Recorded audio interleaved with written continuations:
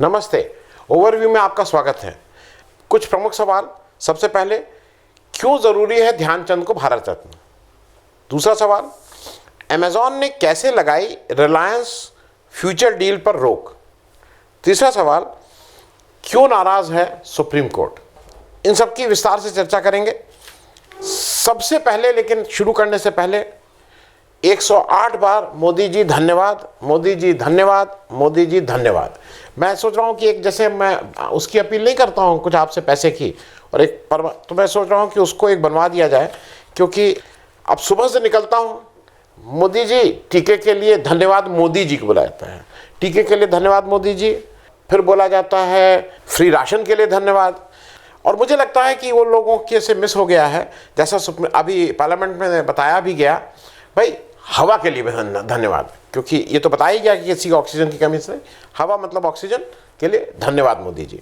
और जो भी सुबह से शाम तक हम लोग जिंदा हैं, घूम रहे हैं, जो भी कर रहे हैं, उसके लिए मोदी जी धन्यवाद, क्योंकि इसकी आदत डाल लेनी चाहिए।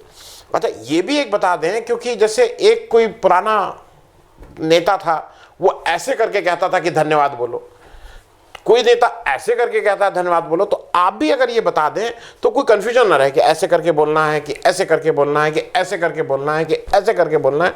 ये अगर मोदी जी की तरफ से क्लैरिफिकेशन आ जाए तो ज़्यादा अच्छा रहेगा, क्योंकि सबको एक ही तरह से बोलना ही है। आज नहीं बोलना है तो 2024 के इलेक्शन के बाद बोलना है, तो अभी से प्रैक्टिस हो जाएगी तो कहीं भाई कोई दिक्कत भी नहीं होगी। खैर, आज मैं बात शुरू कर रहा हूँ।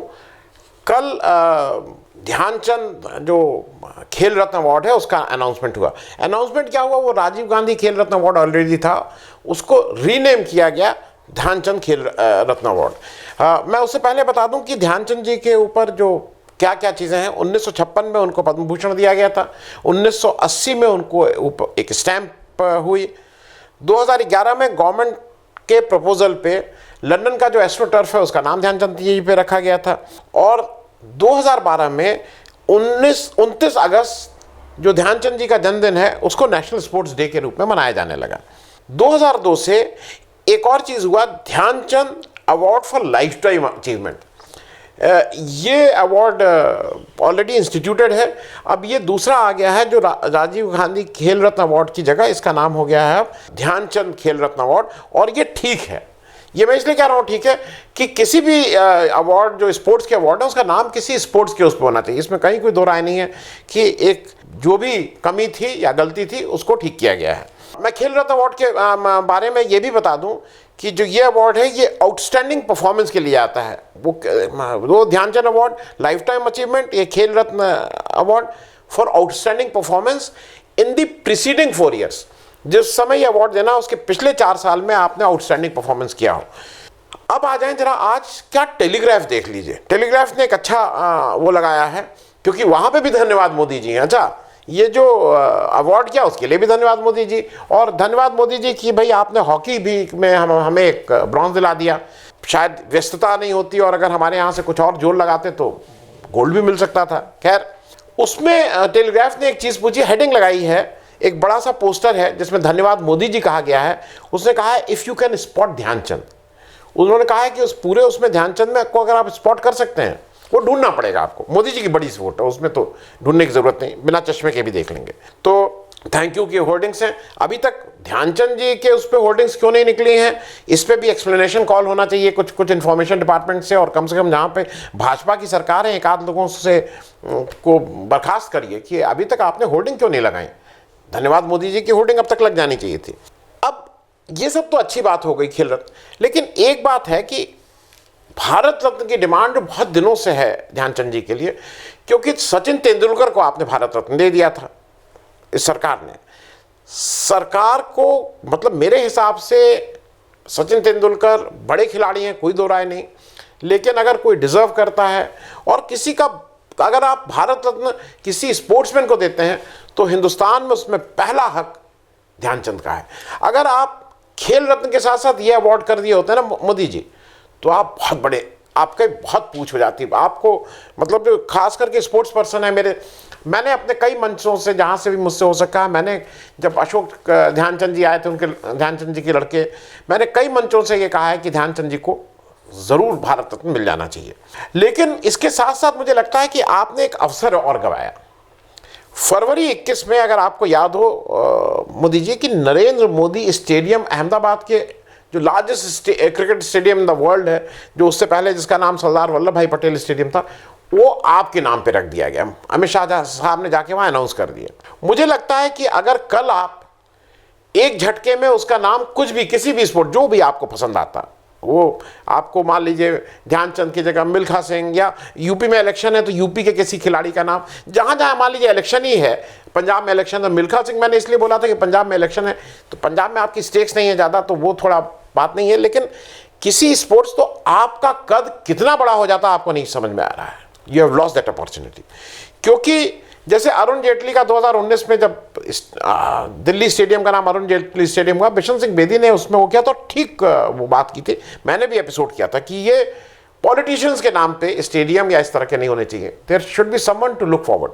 जैसे आपने एक गलती को ठीक किया है, पुरानी गलती को, ध्यानचंद खेल रत्न अवार्ड करके।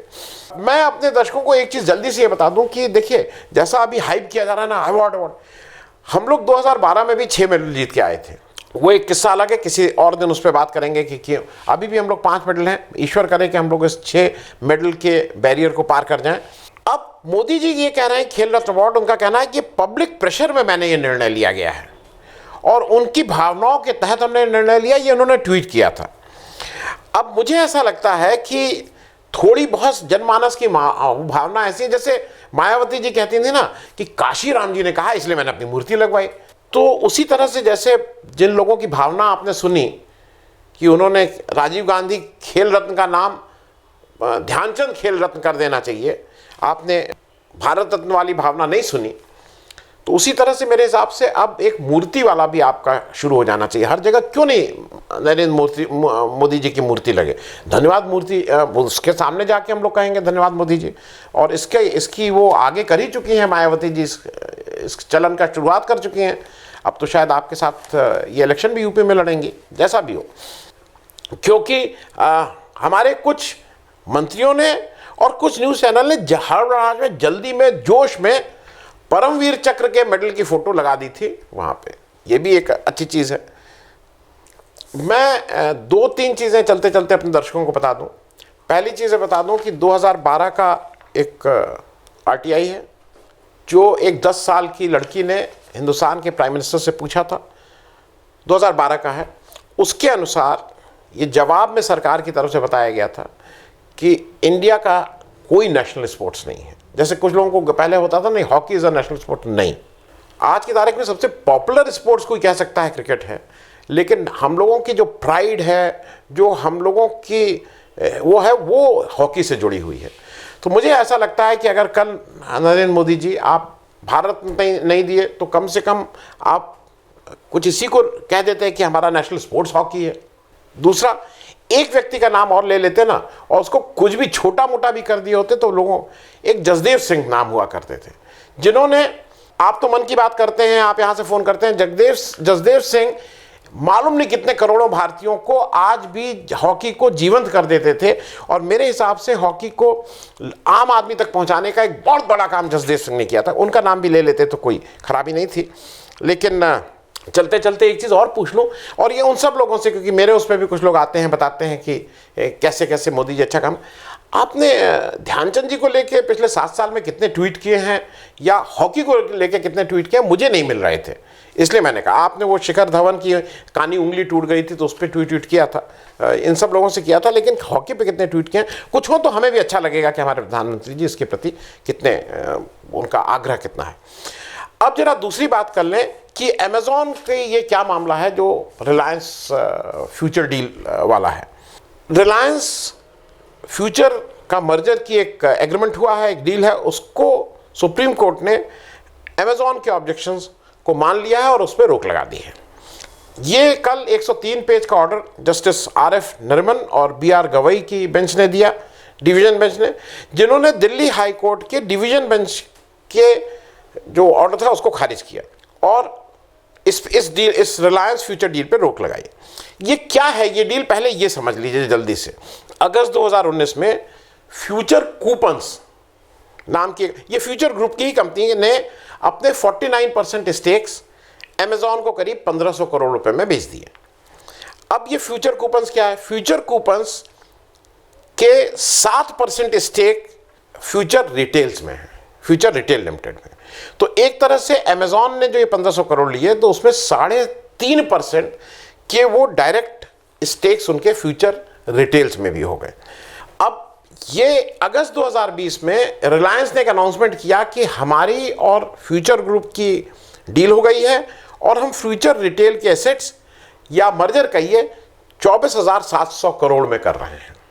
इसके बाद अमेजॉन चली गई Singapore international arbitration court, SIAC बोलते हैं, वहां आर्बिट्रेट, उसने रिलीफ मांगी कि फ्यूचर ग्रुप को अपने एसेट्स रिलायंस को बेचने से रोका जाए, क्योंकि 3.5% इनकी स्टेक भी थी और उस डील में कहा गया था कि इनसे भी पूछा जाएगा। खैर, जो SIAC थी सिंगापुर की, उसने एक इंटरिम इमरजेंसी आर्बिट्रेशन अवार्ड, जिसको ऑर्डर कह लीजिए, अवार्ड कह लीजिए, अवार्ड पास किया अमेजॉन के फेवर में, जिसके द्वारा रिलायंस फ्यूचर ग्रुप की डील पर रोक लगा दी गई। इस बीच फ्यूचर ग्रुप जो है वो दिल्ली हाईकोर्ट गया कि ये जो आर्बिट्रेशन अवार्ड मिला है इसको रोकने के लिए, लेकिन दिल्ली हाईकोर्ट की सिंगल बेंच ने फ्यूचर की पिटीशन खारिज की और रेगुलेटर्स मतलब जो स्टॉक एक्सचेंज और इन सब लोगों को इत्यादि को कहा कि एज पर लॉ आप अपना डिसाइड करिए, लेकिन इनकी ये खारिज की और उस अवार्ड को रहन दिया।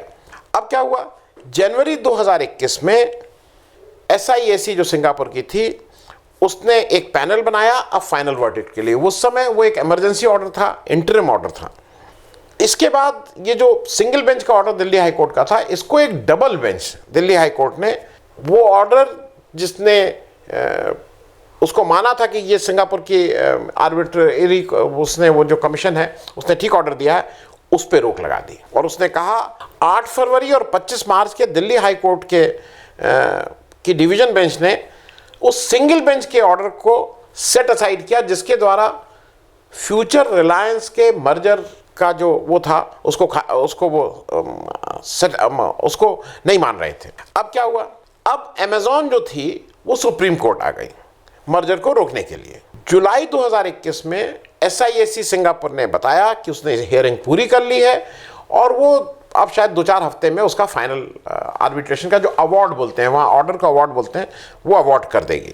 अमेजॉन ने सुप्रीम कोर्ट में कहा कि फ्यूचर रिटेल को रोका जाए रिलायंस से बेचने से, ये जो मर्जर है इसको रोका जाए। सुप्रीम कोर्ट ने उस इमरजेंसी ऑर्डर जिसके द्वारा इनको रोका गया था उसको अपहेल्ड किया, दिल्ली हाई कोर्ट की डबल बेंच के ऑर्डर को सेटिसाइड किया और अब इंतजार है SIAC जो सिंगापुर का आर्बिट्रेशन कमीशन है उसके ऑर्डर उसका अवार्ड का कि वो क्या कहता है।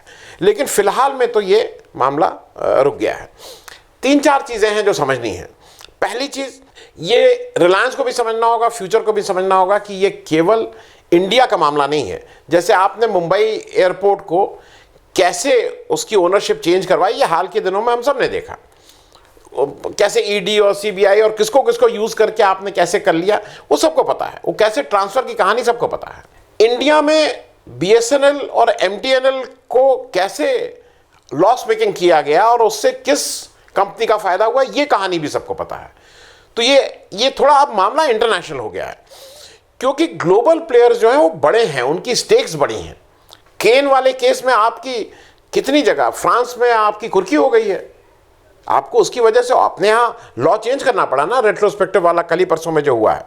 क्योंकि अभी हाल के दिनों में ये पता लग गया है कि जब ग्लोबल प्लेयर्स आते हैं, जब व्हाट्सएप, ट्विटर, ये जो ग्लोबली जिनके फुटप्रिंट्स हैं, तो मंत्री जी की कुर्सी भी जा सकती है। और लास्ट में मैं ये बात करूं कि जो भी हो, लेकिन एक चीज़ मैं इसको लोग हो सकता है अमेजॉन से सीखना होगा। 2-3 चीज़ें यहाँ सीखनी होंगी। रिटेल बिजनेस कैसे किया जाता है, हमारे यहाँ जो रिटेल बिजनेस होता है मतलब, और नेट बिजनेस कैसे किया जाता है, और सबसे अंत में ये जो कस्टमर सर्विस है वो क्या होती है। अमेजॉन का मैं अपना एक्सपीरियंस बता दूं कि मैंने आज तक अगर आपने कुछ मंगाया और उसको वापस किया, वो एक बार भी चू नहीं करते हैं।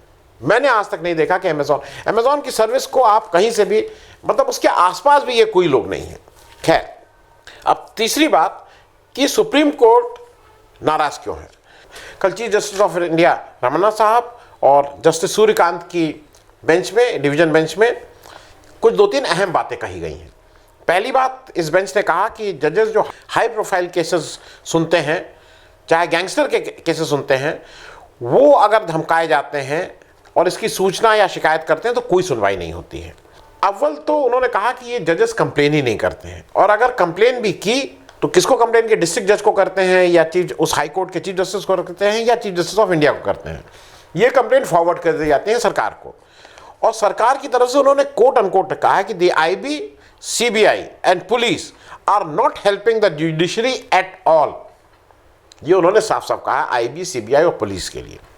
जब उन्होंने अटॉर्नी जनरल के वेणुगोपाल से कहा भाई इसका कोई मैकेनिज्म निकालिए क्योंकि ये तो बहुत ही अजीब सी बात है, तो वेणुगोपाल साहब उनको एक किस्सा सुनाने लगे। उन्होंने किस्सा सुनाया कि एक जज जब एक हाई प्रोफाइल केस में कोई इंपॉर्टेंट सुन रहा होता है तो उसके पास एक फ़ोन आता है कि आपकी लड़की इस जगह से निकल के इस स्कूल में जा रही है, इस गाड़ी के नंबर में बैठी है, और जज के पास, जज हैज़ टू चूज, उन्होंने लिखा to between justice and daughter, और जो जज है वो उस केस को अमूमन 6 महीने के लिए एडजर्न कर देता है। तो उन्होंने कहा कि we must look into these cases, और ये वेणुगोपाल साहब भी कह रहे हैं जो अटॉर्नी जनरल ऑफ इंडिया है। मेरा सिर्फ एक चीज़ ये कहना है, पहली चीज़ IB और CBI किस मिनिस्ट्री में आते हैं, कौन जिम्मेदार है, ये तो बहुत साफ साफ सुप्रीम कोर्ट बोल रहा है। दूसरा, एक काम चीज़ है जिसमें पॉजिटिव भी है और नेगेटिव भी है। कई लोग कहते हैं ना कि आप केवल नेगेटिव बोलते हैं। जस्टिस लोया 2 बातों के प्रतीक हैं। पॉजिटिव साइड यह है कि वो इस जस्टिस के प्रतीक हैं कि उन्होंने अपनी जान दे दी, लेकिन नेगेटिव साइड यह है कि आज तक कोई फेयर जांच नहीं हुई है जस्टिस लोया के हत्या हुई कि नॉर्मल मृत्यु थी। तो जब जस्टिस, मैं इसलिए बात कर रहा हूँ, कहीं कहीं जुडिशरी भी लाचार दिखती है। खैर, एक जल्दी से बात मैं ये कह दूं कि अगर कहीं गवर्नमेंट आके ऐसा कहती है कि जो रेप केस के अक्यूज्ड है उनका भी केस विड्रॉ करने लगती है, तो जुडिशरी की क्या हालत होगी, किसको मोटिवेट करेंगे। ये केसेस हुए हैं, यूपी में हुए हैं। और अगर किसी का एक, मतलब रीटा बहुगुणा का घर जलाया जाता है, वो जो घर आदमी जलाया है वो फ्रेम्ड है, चार्जेस ऑलरेडी फाइल्ड है, मेन अक्यूज्ड है, उसको अगर एक पार्टी स्वागत करती है तो वो एग्जीक्यूटिव हो चाहे जुडिशरी, वो क्या करेंगे, सामने दिखाई पड़ रहा है कैसे हो रहा है। तीसरा, अगर रेप करने वाला जिसको सजा मिल चुकी है उसके परिवार को अगर कोई पार्टी टिकट देती है, उसको लेजिटिमाइज करती है, तो मैं सिर्फ ये कह रहा हूं कि ये लार्जर क्वेश्चंस हैं जो हमको जरूर एड्रेस करने हैं। धन्यवाद। अगर आपको दी पब्लिक के कार्यक्रम पसंद आते हैं तो इन्हें लाइक करें। अगर आप इस वीडियो को YouTube पर देख रहे हैं तो चैनल को सब्सक्राइब करें, और अगर आप इसे Facebook पर देख रहे हैं तो दी पब्लिक के पेज को लाइक करें। अगर आप चाहते हैं कि हम निष्पक्ष पत्रकारिता को जारी रखते हुए आपसे जुड़े मुद्दों पर सवाल उठाते रहें तो हमें सहयोग करें। आपका छोटा से छोटा सहयोग भी इस मुहिम को जारी रखने में हमें ताकत देगा। डोनेट करने के लिए डिटेल्स जो हैं वो डिस्क्रिप्शन बॉक्स में दी गई हैं। धन्यवाद।